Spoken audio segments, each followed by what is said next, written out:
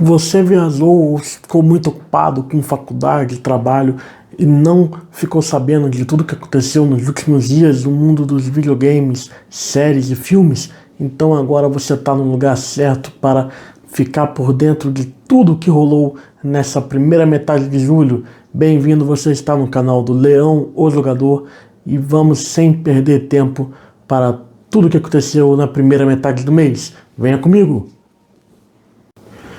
Então, sem mais delongas, pessoal, vamos começar logo com a primeira notícia, mas antes eu peço aquela coisa básica que todo mundo pede.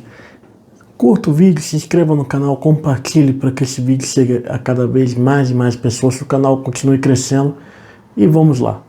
A primeira notícia, como vocês podem ver, diz respeito ao Homem-Aranha, diz respeito também ao Wolverine, que é os projetos que a Insomniac tem na mão para desenvolver seus próximos jogos com o PlayStation.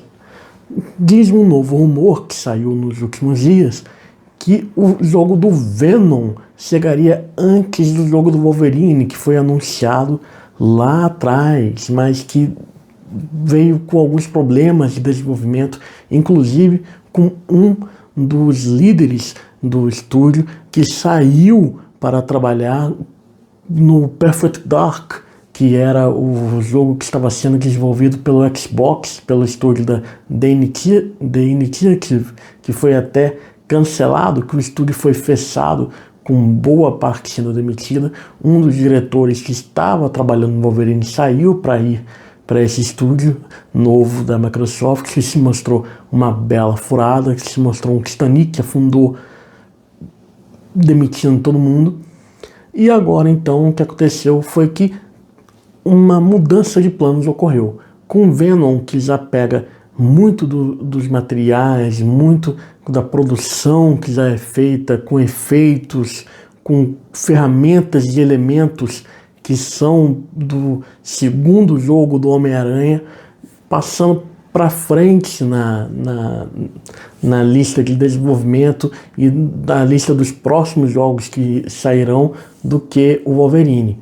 O rumor então diz que o anúncio de Venom deve acontecer ainda esse ano de 2025, quem sabe lá para dezembro, na época do Game Awards, enquanto o seu lançamento ficará para o ano que vem, em 2026, sendo provavelmente o principal jogo da PlayStation como exclusivo nesse ano de 2026, enquanto o Wolverine seria jogado para daqui a 2 anos, em 2027, com o seu anúncio vindo em algum momento de 2026. O que você acha dessa possível mudança de planos da Insomniac, com Venom ganhando espaço e o Wolverine tendo mais tempo para ser planejado e produzido? Você concorda com a escolha para o próximo jogo da Insomniac?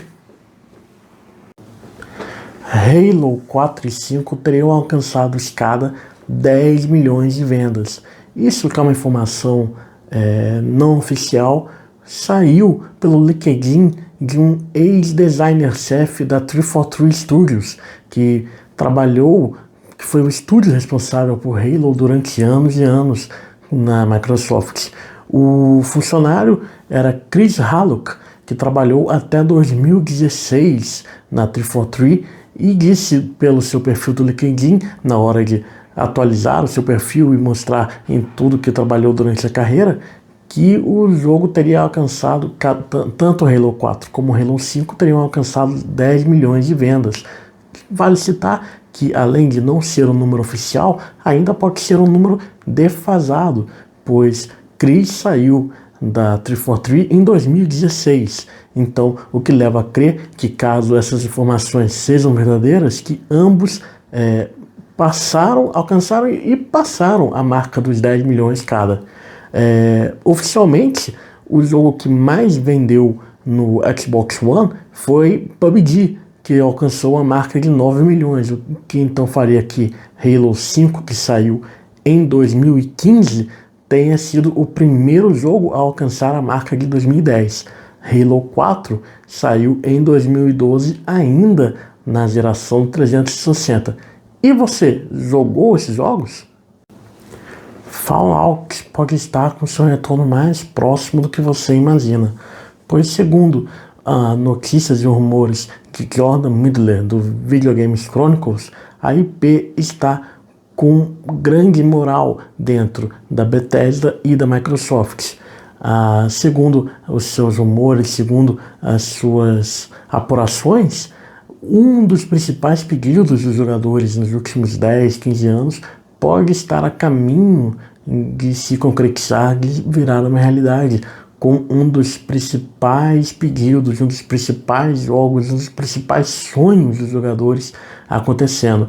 Ele não disse direito o que seria, ele não quis dar muitos detalhes, mas o que leva a crer que pode ser uma continuação de Fallout New Vegas, uma vez que agora tanto Bethesda como também a Obsidian estão debaixo do mesmo guarda-chuvas, estão morando debaixo da mesma casa com a Microsoft. Qual é o seu Fallout preferido? Tony Hawk Remake 3 e 4, jogo que saiu no último dia 11 de julho para PS4, PS5, Xbox One, Xbox Series, Switch 1, Switch 2, computador e ainda foi direto na estreia para o Game Pass, teve uma recepção mista, tanto nos sites especializados como pelos jogadores. No site, o jogo, que conta com a nossa querida Fadinha Raíssa Leal, saiu nos sites especializados, saiu com uma média de 83, o que é até uma média boa para o jogo.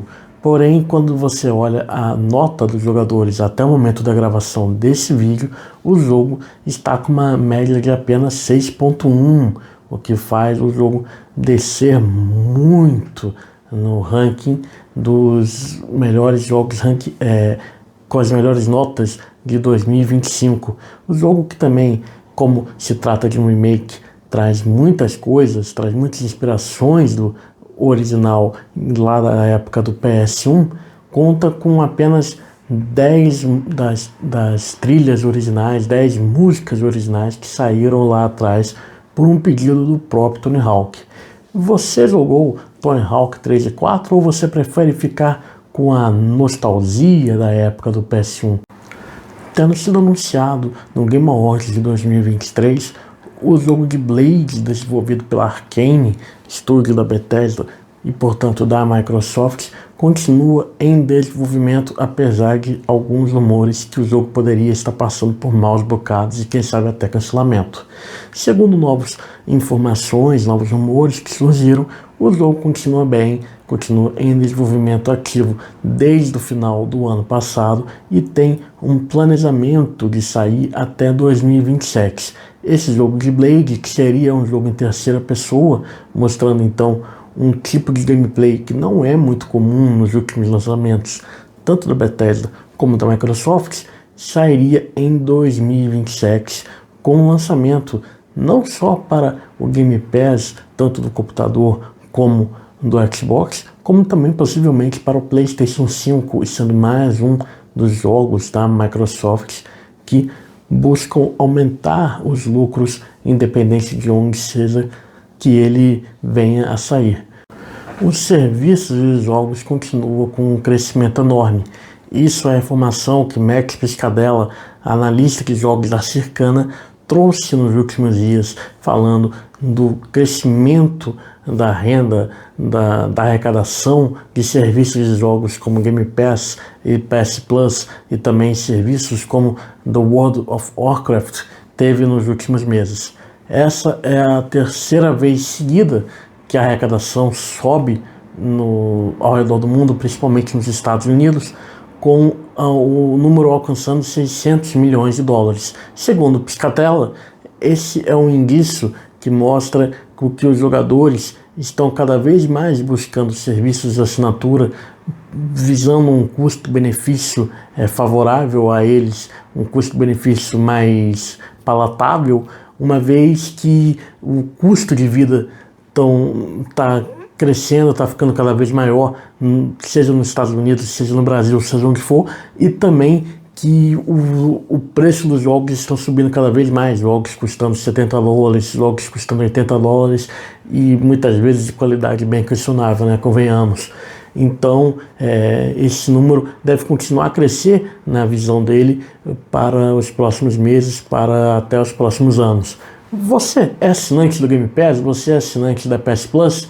Você já teve esse serviço? O que você pensa sobre esse momento dos serviços de assinatura em alta, tanto no PlayStation como no Xbox? A franquia Need for Speed pode ter sido engavetada pela EA, isso mesmo. A informação vem de um dos responsáveis pelo site Speed Hunters, que era uma espécie de extensão da franquia que a EA bancava para fazer uma publicidade, para trazer matérias relacionadas ao estilo de jogo, estilo de vida de Need for Speed. E um dos responsáveis pelo site, Maxwell Everon, a EA cortou, segundo ele, a EA cortou o financiamento do site, cortou o apoio ao site há meses atrás, com o site então tendo parado de ser atualizado por volta de abril desse ano de 2025. Need for Speed já era considerado nos últimos anos uma franquia, digamos, de baixa relevância, uma franquia que não estava no centro das atenções da EA, que não estava nos planos para receber grandes suportes nos próximos anos, com o jogo ficando cada vez mais e mais para baixo. Mesmo que Need for Speed Unbound, que tenha sido o último jogo da franquia, tenha vendido relativamente bem, ainda mais quando enfrentando, né, os números dos últimos 3 jogos antes de Unbound, ele vendeu muito bem. Porém, os estúdios que trabalhavam na franquia, na IP, já tinham sido até redirecionados para outras coisas. Por exemplo, a Criterion, que trabalhou muito em Need for Speed, hoje foca apenas em ajudar a desenvolver o Battlefield, que deve sair em 2026, né? Com mais uma tentativa da EA de emplacar o Battlefield depois do fracasso que foi o último jogo. Enquanto a Codemasters já teve uma demissão enorme, um grande corte recentemente, e que hoje agora parece que tem as suas atenções focadas apenas no principal produto deles, que é o jogo licenciado da Fórmula 1.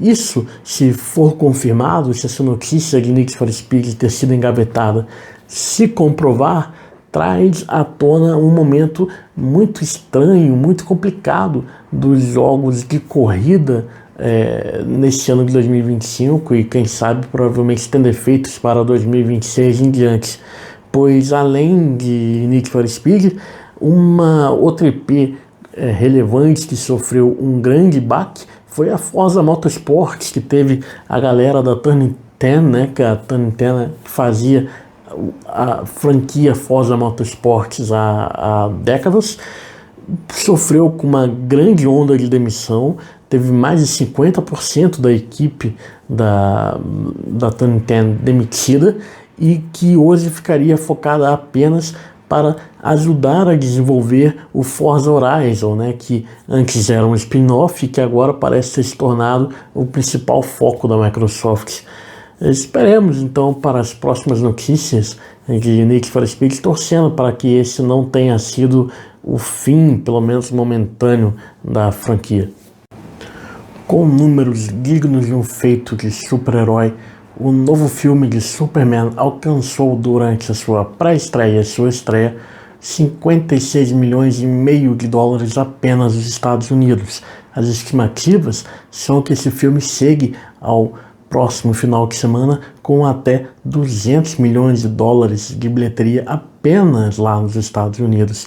Esse foi o primeiro filme de herói a alcançar os 100 milhões de dólares na sua estreia desde o filme de Deadpool e Wolverine no ano passado. Foi o primeiro filme a conseguir esse feito no lado da DC desde Mulher Maravilha em 2017, o primeiro filme da Mulher Maravilha nesses últimos anos, que foi lá em 2017, lá ainda com Zack Snyder no comando da DC. Dados do último dia 15 confirmam que esse filme do Superman já superou o Homem de Aço de 2013, que teve uma grande estreia, grandes primeiros dias, fazendo mais de 116 milhões de dólares, filme que foi estrelado por Henry Cavill lá vários anos atrás. No Brasil, a ponto de curiosidade, até a última contagem, dizia-se que o filme já tinha superado a casa dos 3 milhões de dólares, com 2 milhões de dólares tendo sido arrecadados apenas na estreia do filme aqui no Brasil, o que comprova que foi um grande sucesso esse novo filme do Super-Homem. Twisted Metal, série da Peacock, que usa uma grande IP da Sony, teve a sua segunda temporada com um novo trailer nos últimos dias. A IP da Sony, que fez muito sucesso ali na época do PS1 e do PS2, mas que anda meio adormecida no lado dos videogames, está com uma série nos Estados Unidos sendo produzida e distribuída pela Peacock, com uma temporada que já aconteceu no ano passado, com uma nova temporada vindo para o final desse mês lá nos Estados Unidos, com pessoas como Anthony Mackie, que fez o Capitão América no MCU, como Stephanie Beatriz, que participou de Brooklyn Nine-Nine, e também do wrestler Samoa Joe. Essa série que terá 12 episódios, a segunda temporada, com a estreia lá nos Estados Unidos feita pela Peacock no dia 31 de julho, e aqui no Brasil sendo distribuída e sendo transmitida pela HBO Max. Porém, aqui no Brasil, a série começará a ser transmitida pelo HBO Max apenas no dia 10 de agosto, 10 dias depois do que acontece lá nos Estados Unidos. E a primeira temporada também já se encontra disponível aqui no Brasil pela HBO Max, uma vez que aqui no Brasil ainda não temos o serviço da Peacock. Então, lembrando mais uma vez, Twisted Metal com a sua segunda temporada chegando nos Estados Unidos no final do mês e aqui no Brasil no dia 10 de agosto.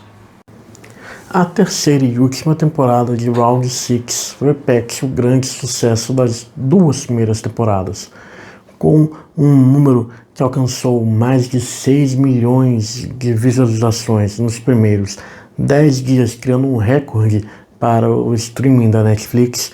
Ele conseguiu se colocar já de cara entre as 10 maiores visualizações que um streaming, que uma série teve na história da plataforma.